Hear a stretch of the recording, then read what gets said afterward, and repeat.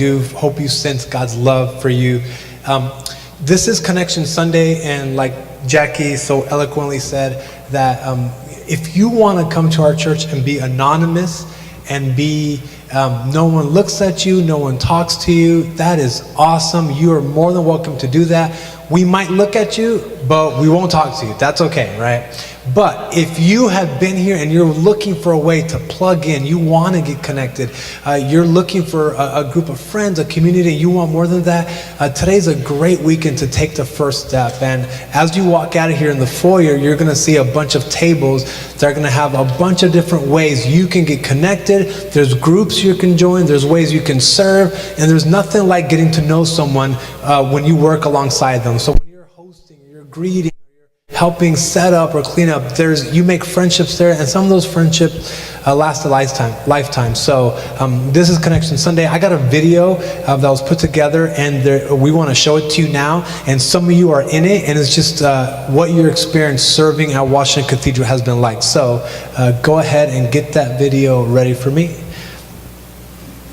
That was Christy. For saving my life, that I can't give back enough. I love serving. I love the people here. It gives me a chance to encourage people and be there for them. They know when they come to Washington Cathedral that there's people here who are there for them and want to talk to them and share with them. And I just love the encouragement I can give. I can't even imagine not serving here. It's my church family. It's everything that. It's everything I ever dreamed a church could be, even before I even knew what a church should be like. I love the people, especially love the kids. I love working with Sunday school, and it's just a great place to grow in relationships and learn about other people. And once again, love the kids. Well, I like feeling like I'm part of the body and a part of something bigger than myself. And since God is way bigger than me, I really love that. It's a way to tell him I love him and to lead others in helping them tell God how much they love him too. I love the people. I think one of the things that really attracts me towards this church and the whole thing is how open and honest people are. So I used to come here and sit in the back row, didn't know anybody, and always wondered how I would get to know people. And ever since starting to step up and serve, it's amazing the people I've gotten to know, but the friends that I've made from it and the family that I've made from it, it's made a huge difference in my life. Plus it just feels good. I really do have a great deal of happiness doing the things that I'm doing. Some of it is physical labor, and I really enjoy that. And there's a peace that I have with God, and it's just a lot of fun for me. I really like exceeding the expectations of the people who come. I think providing that smile and that welcoming hello really takes it to another level, and it makes people feel like they're involved and they're a part of it. Well, I love serving here because it helps me feel good. It helps other people feel welcome, and I guess giving back what I have gotten out of it so far. I really love the opportunity to get to interact with people that I wouldn't otherwise get to know and really build a community that way inside and outside of church. And I also really love to be able to give back a little bit to a church that I know is so committed to giving in so many ways. So the best part about serving here is getting that additional contact with the other members of the community. Without serving, you end up kind of getting in a routine and you don't get to interact with everybody that's in the church. So I love serving in the choir at Washington Cathedral. I often get to see how God uses different gifts together to make things work really well. My favorite thing about serving Washington Cathedral, since I work with the kids, is that they almost drive me to know more about God, because they have the questions I've never really thought about, really ask myself. Well, I love it because this church is where I fell in love with Jesus Christ so many years ago, and I feel like it's only natural that I would want to give back. Washington Cathedral. I love the fact that I'm always blessed more than I bless others. I love the fact that my kids have have seen that all through their lives, and they are blessed by it, and they've learned how to serve themselves too. The best thing about serving at Washington Cathedral is feeling like I'm a part of a family. And when you're a part of a family, you love family, and you want to be there for them, and you want to help them, and you want to support them, and come alongside them in their journey and their growth. And that's what it feels like to be serving in Washington Cathedral. I love everybody I serve with, and it's just a joy to be able to be part of that journey and to watch them become who God has intended them to be. I love serving at Washington Cathedral just because it's part of being in a community, and for me, I don't really feel like I'm a part of a community until I can help it grow. And also seeing people smile, and I love smiling at people and seeing them smile back, so that's the biggest thing. Yeah, all right, cool. So again, if you want to be anonymous, you're more than welcome to. If you want to plug in, today will be a great day to do that, to connect, join a small group, serve alongside some people, and maybe next year you can be on that video. We'll see. All right, so Pastor Tim, my pastor, who's not here today, remember his youth pastor when he was a kid passed away, and he's at the funeral, which is today, so he can't be here. He had an awesome message all lined up to go with Connection Sunday and everything, but he's not here, and my message has nothing at all to do with connecting and Connection Sunday at all, and I'm just going to go with it, and you guys can follow along. We are talking about the heart. We've been talking about the heart for a few weeks now, and not the physical heart, not that thing that beats, high cholesterol, not that heart. I'm talking about the invisible heart, the part of you that you can't see, but it's where you love from, it's where you laugh, it's where you live your life, and God is really, really interested in your heart. And one of the things he says in Scripture is, above all else, as in make this a priority. Above all else, guard, protect, watch over your heart, because everything you do flows from this heart. Another version says your heart is the wellspring of life, and we all know that. We know that there's something special and tender and beautiful about the human heart, and we also know that through the course of life, all of us have experiences. We go through times of our lives that cause these ugly things to get in our heart. We encounter anger and frustration, betrayal, dishonesty. Someone breaks our heart. Someone hurts our heart. People say things. And I think what God is saying to us is be careful, guard your heart, because life has a way of getting these nasty things lodged into our heart. And what's lodged in our hearts and what's there in the dark and lurks, it grows if we don't address it. And eventually what's in our heart has a way of polluting our whole lives, of tainting the way we look at things, the way we interact. Like I went as far as saying that what's in our heart is eventually going to affect all your words, all your behaviors, and every single one of your relationships. So last week, Pastor Tim addressed guilt and how, through life, we all experience guilt, and the way you experience guilt is usually like a burden. That's how we feel it. It feels like a weight. You wrong someone, you hurt someone, you offend someone, and then afterwards you feel like something is wrong, something is off in this relationship. I owe them a debt. And even in our language, right? What do you say when you come up to that person? You say, I owe you, as in there's a debt. I owe you an apology. And we found out that there's something beautiful about confessing, not just to God, but to one another, of fessing up, apologizing. And if we do that, this habit of confession, of owning up, of apologizing, has a way of breaking the power of guilt in our lives, right? So today, I'm going to talk about a different subject, a different enemy that kind of gets lodged in our hearts. And we're only addressing 4. There's a lot more than that, but these are the 4 we feel are probably the most prevalent in our society. So of the 4, this is the one I least wanted to talk about. So when we were making assignments, like between me and Tim and Ben, I was just hoping, it's only a 25% chance I get this one, but I didn't want to get this one. And I got it, of course. So now I got to share about it. And usually I talk to people ahead of time just to kind of see how they're going to respond. So I share with a couple friends my ideas, and they went really, really bad. So prepare yourself with that said.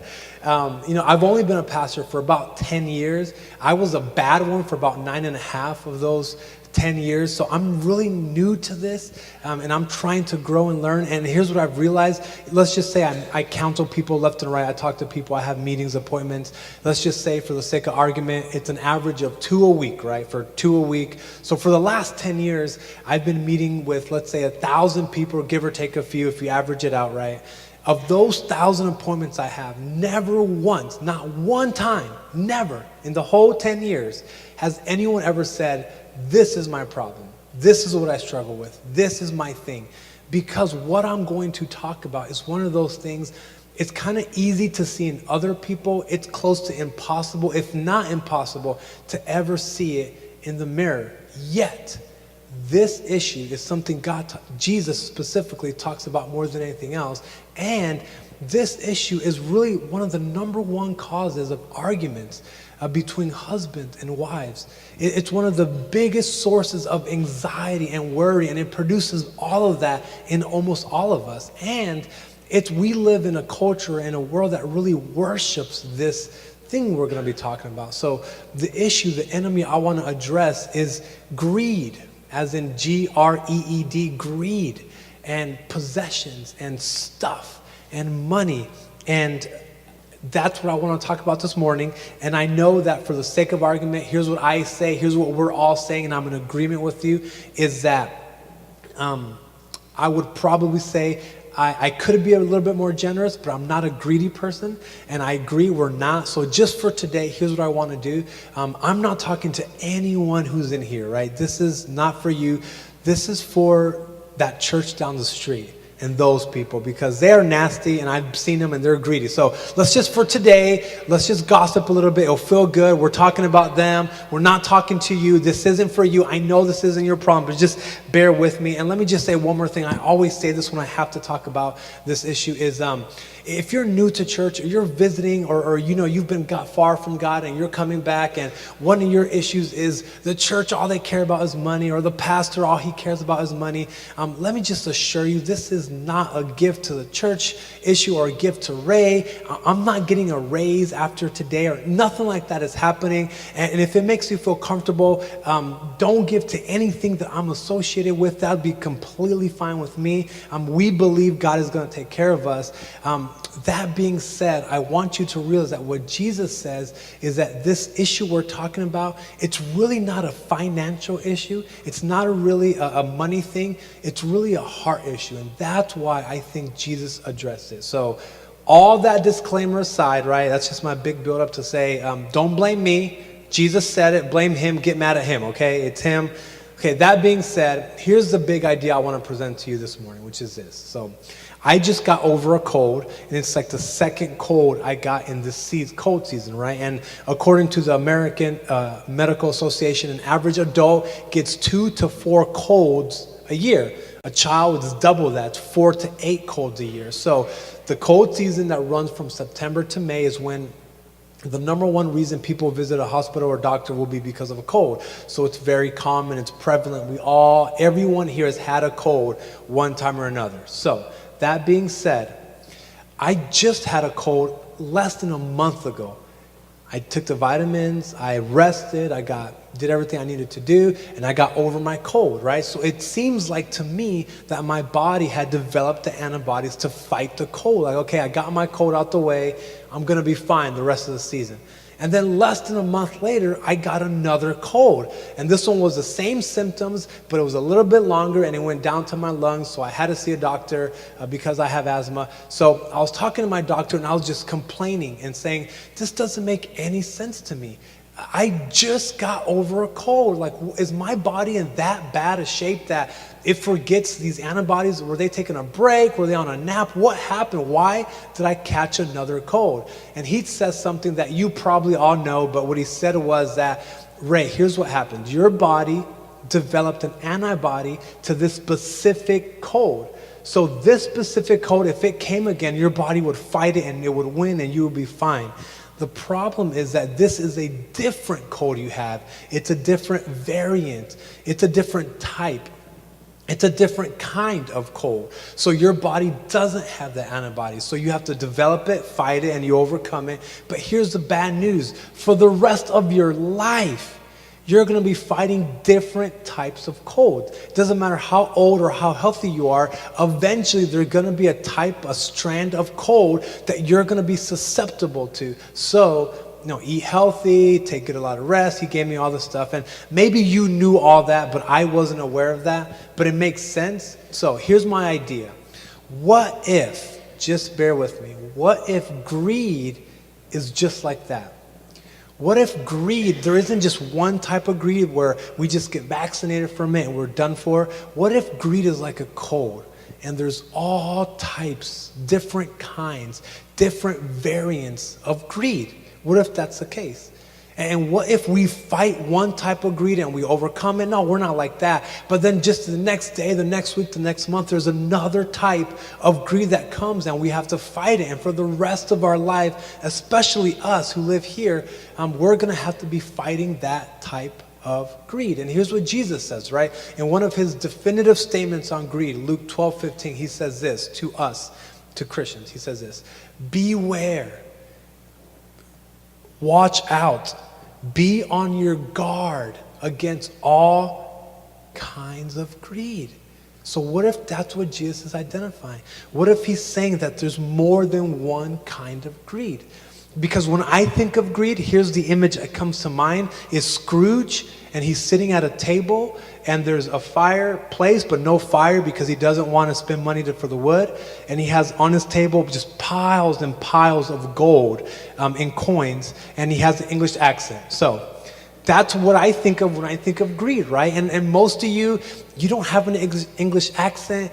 You don't have piles and piles of gold coins or bars. So that's what I think of when I think of greed. But maybe that's just one type of greed. What if there's like hundreds, thousands of different types of greed? And that's one type. And then there's other types. There's like the little kid who's like a spoiled brat, and he has everything he could ever want. He has every toy, every gadget, everything he could ever need. And he's still not happy. He's not grateful. And he says, I want more. What if that's just another type of greed, right? And what if there's like the Wall Street type, right? That movie with Michael Douglas where he says greed is good. Maybe that's just another type of greed. And then there's the Enron executive, right, who stole millions and millions of dollars from their workers, stole the money from their pension. He got off scot-free for the most part, got all this money, and then his employees have nothing to show for their years of service. What if that thievery or that stealing, that's just another type of greed? And what if there's just simple types, right? Like tipping. What if not being a good tipper or being a bad tipper? What if that's just a type of greed, right? And those of us who, I'll tip at a restaurant, but coffee, come on. All you did was go like that. Do you really need a tip for that? I don't know. Maybe that's a type of greed, or maybe this one makes more sense. Dessert, right? You're at a table, you're eating dinner with a group of people, and you ask, does anyone want dessert? No, I don't want dessert, I don't want dessert. So you order your dessert, and then suddenly everyone wants a bite of your dessert, right? And that's, just order your own dessert, right? Just make it simple for all of us. Just order, that's my struggle, as you can tell. Just get your own dessert. But what if that's just another type of greed? So anyways, that is kind of like my big idea. What if greed is like a cold where there's different types, and for the rest of our life, because of where we live and where we are, we're just going to be more susceptible to that type of greed. And Jesus says, watch out. Be careful. This is delicate stuff. This is something that you're going to have to watch out, because here's the problem. If that greed gets in your heart, eventually it's going to affect your relationships. It's going to affect all your relationships. And that's why when I was a youth pastor and I would meet with teenagers, they would say to me, you know what, Ray? I feel like I'm competing with stuff for my parents' affection. It's clear to me that my dad, he cares more about fill in the blank than he does me. Or I'm sure that my mom, her priority is fill in the blank. And I feel like I'm competing. And that's what happens when we don't deal with all these different types of greed. And then Jesus, he gives us one that I feel like is so relevant. He's so prophetic speaking to us. He says this, a life does not consist in the abundance of possessions. And what if he's just identifying another type of greed? That's just another one. There's a type of greed, and the way you know you fall and prey to it is that for you, life equals stuff. The way you know you're satisfied, the way you know you've made it, the way you know you've accomplished your dream is that you have stuff. In other words, there's a type of greed where life equals the abundance of, the acquiring of, the hoarding of, the storing of all these material things, right? It's as if an alien race were to come down to earth and they would observe us and they would spend months just monitoring our activities, watching us, observing us. Here's what they will conclude. They will go back to their masters and say, listen, here's what I conclude about the human race. These people, if they don't shop, they will die. They need it for survival. They need to breathe, they need to eat, and they need to shop. And that's just that. After all my observation, that's what we conclude. And they will conclude other things. They will conclude that there's certain people that they have closets, and their closets are completely jam-packed full of clothes. And there's clothes of all types. You can't even fit anything else in there. There's clothes, there's belts, there's shoes, there's hats, there's gloves, there's accessories, there's all sorts of stuff, and they see it, and then immediately they get hit with amnesia because they don't see anything, and then they say, I don't have anything to. Yes, it's happened. You must know someone that happens to, right? Well, that's what they will conclude, right? That these people, they have imaginary friends who they call guests, and these guests have rooms in their house, and they're called guest rooms, right? And these imaginary friends visit once every 5 years maybe, or once a year, but they're just friends, and they decorate the room and they pretend like they're there, and like they never. There's all these weird things these people do. They walk into a Best Buy or Home Depot or Macy's, they look around and they just look and they look and they look, and then they see something and they immediately think, I need that. I didn't know it existed 5 seconds ago, but I absolutely cannot survive without it. Jesus says there's a type, it's not for everyone, but there's a type of greed where life equals the abundance of stuff.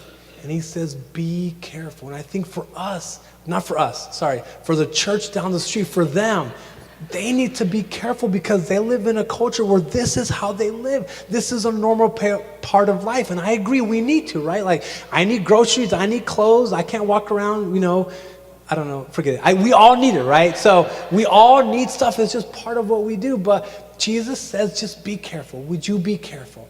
Because over the course of time, if you get a cold and you don't address it and you don't deal with it, it's going to get worse. It's going to affect your lungs. It's going to affect your throat. It's going to get worse, and it can turn into something that affects your whole life. And greed, what if greed is the same way? What if there are certain types of greed? I'm vaccinated to some, but there's some I'm not vaccinated against yet, and I'm susceptible. And what if I don't deal with it over the course of time? I need to watch out because I need to make sure that the people in my life know they are a priority, not my stuff. Because eventually, if I don't deal with that greed, the people, they're going to feel like they're competing with things and possessions and stuff for our attention. We're going to alienate people. We're going to turn people off. There's going to be certain subjects they can't bring up around us because we get so sensitive and we're so touchy around it. And that's why Jesus says, be careful, watch out. Above all else, guard your heart from this stuff. And here's my issue, or here's my concern. It doesn't have to do with money or stuff or possessions. It's a heart issue. It's something that there's only dealing with the heart is going to be able to resolve the problem. And if greed is like a cold, we might be infected, or even if we're not infected, we might be at risk of infection because of where we live. And Jesus says there's a very simple anecdote. There's a very simple vaccine. And it's not that complicated. And Jesus talks about it right here in chapter 12 of Luke. I'm not going to go there. I'm actually going to go somewhere else, Matthew chapter 6. But Jesus addresses this over and over. And he gives us the very cure, the very anecdote, the very medicine we need if we're going to combat these different types of greed. And if you're following along in the Bible, it's Matthew chapter 6, verse 19. I'm going to read 3 or 4 verses, but you can follow along up there as well. So here's what he says, and this is so liberating. It's so powerful. It's going to be something that is going to set you free, or set that church free if it's something they struggle with. Here's what he says, verse 19. Do not store up for yourselves treasures on earth, where moth and vermin destroy, and where thieves break in and steal, right? So we've all heard that. And here's what Jesus is not saying. He's not saying don't have a savings account. He's not saying don't save up for your kids' college. He's not saying be irresponsible of your stuff. In fact, Jesus, in this very book, he's going to address all this. He's going to say, be wise, be good stewards, be good managers of all the talents and gifts and resources he's given us. So that's not what he's saying. What he is saying, he's addressing us, or those of us, or the people in that church who are susceptible to these different types of greed, where it's all about us. Don't store for yourself. It's all about me. It's what I can get. It's what I can grab. And he's saying, for those of you, it's when you have a garage sale and you go and you call your friends to come to the garage sale, but by the end of the garage sale, you end up with more things than you started because your friends brought stuff over and you bought that. That never happened to you. Anyways, he's saying be careful, right? There's that type of greed, and he says, here's the answer, verse 20. Store your treasures in heaven, where moth and rust cannot destroy, and where thieves do not break in and steal. And this is code, but it's so clear. It's Jesus' way of saying, give stuff away. Reallocate your resources. Give thought to, be creative in how you can move things from your category to other people's categories. That's how we store up treasures in heaven, is by giving things away. And the very key, the very theme of this verse is generosity. And that's the answer. That's the simple vaccine. Being generous has a way of breaking the power of any type of greed in our lives. When we're generous, it does something that sets our whole lives free. And then he gives us the reason why. And he could have gone anywhere. He could have said there's hungry kids all around the world. There's orphans all around. But he doesn't. He gives us this very powerful principle. And it's the one that can set us free. It's verse 21. He says this.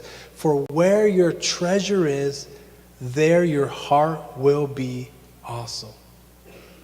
Where your treasure is a very good indication of where your heart is. You want to know where your heart is right now? It's simple. Let's look through your bank statement. Look through your check card statement.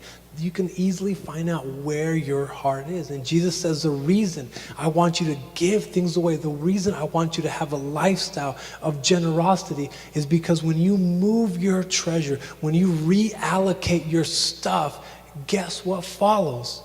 Your heart. Because where your treasure is, your heart will follow as well. So if you're stuck and you're struggling with this type of these different types of greed, the very simple recipe is just to give things away, because your heart will follow and you won't be focused on yourself. You won't be anxious and worrying about how much you have or what you don't have or what you need to survive.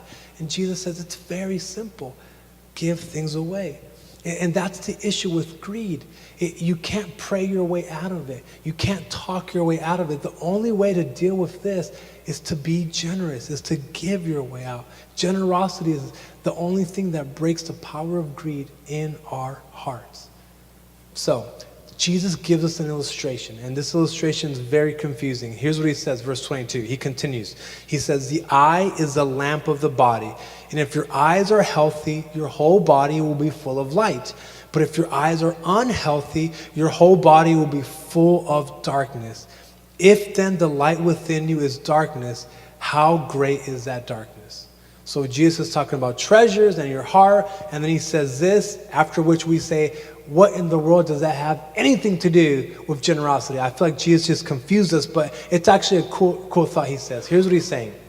Okay, do you know how your eyes direct your body? right? So whenever you're walking somewhere, you look to where you're walking and then your eyes follow. None of us walk sideways like this. This would be very, very weird. You would be bumping into people, knocking people over. No one does that, right? Or have you ever been driving with someone and you're in the passenger seat and they're talking to you, and as they're looking at you talking, the car starts swerving that way, and you're like, hey, keep your eyes on the road, right?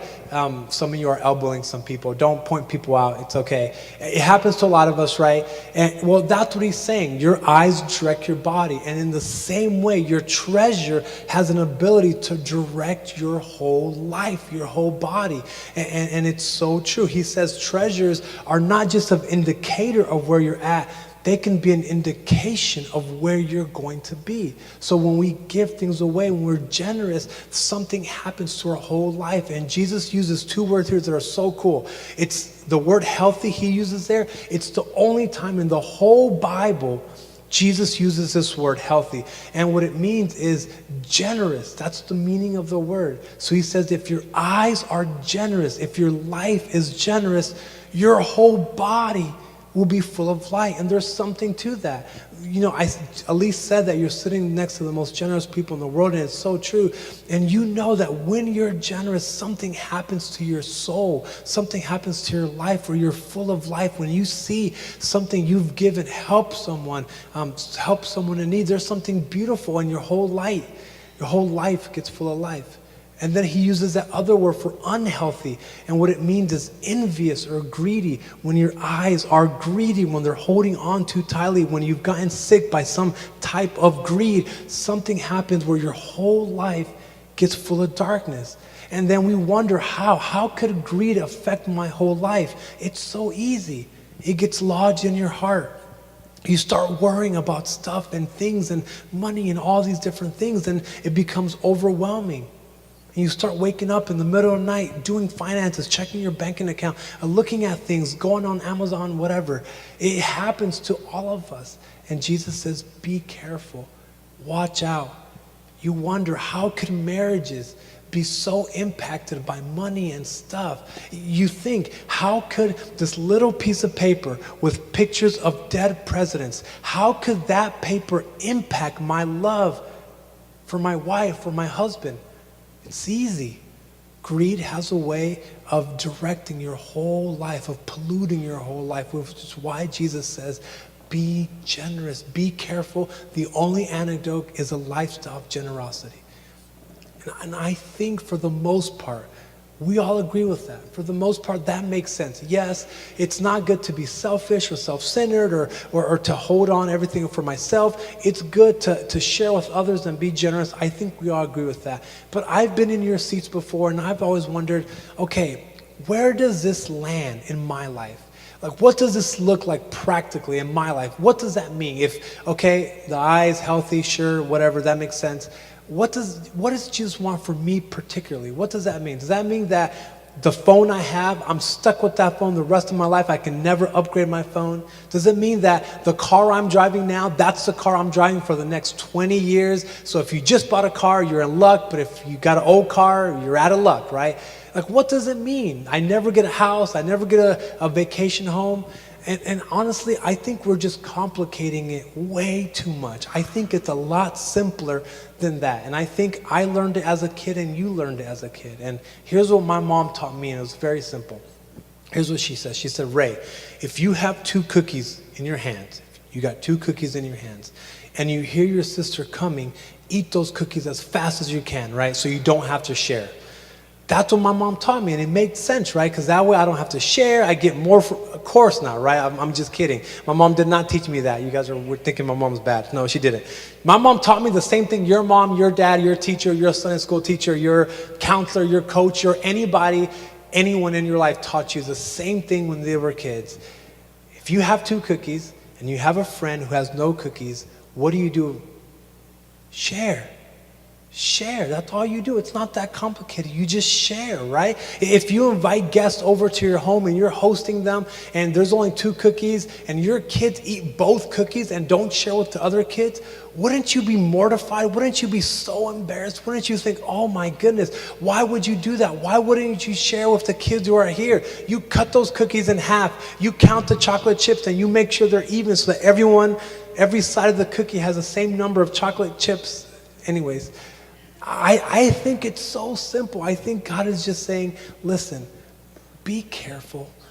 There's all types of greed all around you. And if you're not careful, if you're not on your guard, it's very, very easy. In fact, I would argue it's natural to just walk in that type of greed. So the only antidote is to share, to give things away, to live generously. And what that looks like in your life is going to be different than what it looks like in my life. The one advice I have for you particularly, and this is what I share everywhere I go, wherever I talk to groups of people, is to become a very simple way of doing that is to become a what I call percentage priority progressive giver. I'm not going to go over that. We'll write a blog about it and you can look it up. But it's a way of saying, okay, I'm going to share. I'm not going to be sporadic. I'm not going to be spontaneous with my sharing. I'm going to be strategic. I'm going to be systematic about my sharing. And this is a great system for someone who decides, yes, I've noticed that I am susceptible to these different types of greed, which is someone like me. I'm very easily can fall into that way of life. So I have to guard myself, and me and my wife and my family, we've made a decision. We're gonna share, and we're not just gonna share whenever we feel like it, or when we have a lot, or whenever I see a need. We want to be systematic. We're very painfully aware that if we don't share, it's very easy to accumulate and accumulate and accumulate. So here's my closing thought for all of you. Here's my thought. Imagine God right now, who can see all of his creation. He can see all of his children all at the same time, right? And he can see that the majority of the world has no cookies. They have no cookies whatsoever. They have no cookies. They don't have a way of making cookies. They don't have a way of buying cookies. They just don't have any cookies. And then he sees a group of people in the United States, right? And remember, God can see all this at the same time. So he sees this group of people here in the United States, and they don't just have one cookie. They have boxes and boxes of cookies. They have so many cookies, they don't know what to do with it. They're going to a bank, a cookie bank, and they're saying, here, would you hold my cookies for me? Because I don't know what to do with it. They're saving up cookies for the future. They're making sure their kids have cookies, and it's so important. So if God saw that, what do you think God would say to me, who has boxes of cookies? And I think God would say the same thing my mom said. Eat those cookies as fast as you can so you don't have to share with anyone else. Of course not, right? Of course, your Heavenly Father who loves you and created you, and he loves you enough to bless you and give you those cookies. He would say the same thing my mom and our families and your families taught us to do. Share. Share. He gave you those cookies. He wants you to enjoy the cookies. He wants you to save the cookies. He wants you to have cookies with interest and all the chips and whatever. He wants you to enjoy the cookies. Trust me, that's not what God is saying, and the Bible is clear on that. But if God gave you more than you need, more than enough, more than you need to survive, it's probably because he wants you to share with those who still are in need, who still have a need. So it's very simple. Share. Share your cookie. Share whatever God's given you. The way I've always put it is if you have more, you should do more and give more. So maybe that means you have resources, you have gifts, you have talents. Share them. Share your knowledge. Share your smile. Share your energy. Share your labor. Share. Just share whenever you get a chance. So as a church, what we're trying to do this Christmas season is we're trying to give you opportunities to share. And the one way we're doing that is through the Joy Conspiracy. So we mentioned that next week you're getting a little calendar. And during the Christmas season, it's kind of like the cold season for greed, where it's very easy to just fall into the trap of buying, and not worrying about anyone else. So during the Christmas season, we're going to go out and we're going to go to communities and areas where people are in need. We're going to be going to women's shelters and teenage shelters and Unity City, Tent City. We're going to be going to hospitals and different clinics, and we're going to be going all around the local community with one simple idea. We want to share. We want to share candy canes and the Christmas story, and we want to share the good news of Jesus, and we want to share our gifts and our talents. So we're inviting everyone. This is a very simple way you can fight off these types of greed, is sharing through the Joy Conspiracy.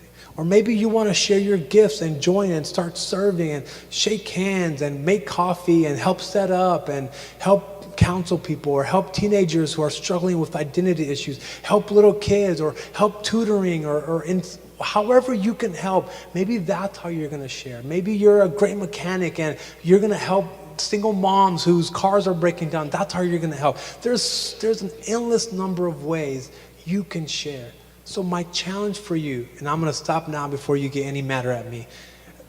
My challenge for you is to think, how can I share specifically now during this Christmas holiday season? How can I share? So would you stand with me? I'm going to close in a word of prayer, and then I'm going to send you off to go and share.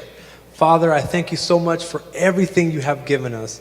I feel that for most of us, when we look back at when we were children, you've given us way more than we can ever ask or imagine. There's a sense in which you've exceeded all of our expectations, and we cannot be grateful or thankful enough. There's also a sense that because of where we live and the culture that we live in that's so focused on consumerism and getting more and acquiring more, it's really easy to get stuck in that way. It's really easy to just fall into that trap and start thinking and believing that if I just get that, if I can just buy that, or if I can just acquire this, then I'll be happy. If I can just get enough. The truth is, it's never enough. It's never going to be enough. And if we don't address that greed, it's going to start polluting our conversation. It's going to start polluting our minds, our thoughts, our relationships. The people who we love most are probably the collateral damage we're going to have if we don't deal with greed. So Father, help us be generous, dedicated to generosity. As individuals, as families, as a church, we want to lead the way in irrational generosity. And that's not going to happen by accident. It's going to come if we are intentional about that. So as we go and we leave, we want to go with a spirit of thanksgiving. We're thankful for everything you've given us, but also with that question, how can I systematically share the cookies you've given me? You let me pray, Jesus. Amen and amen. Thank you guys so much.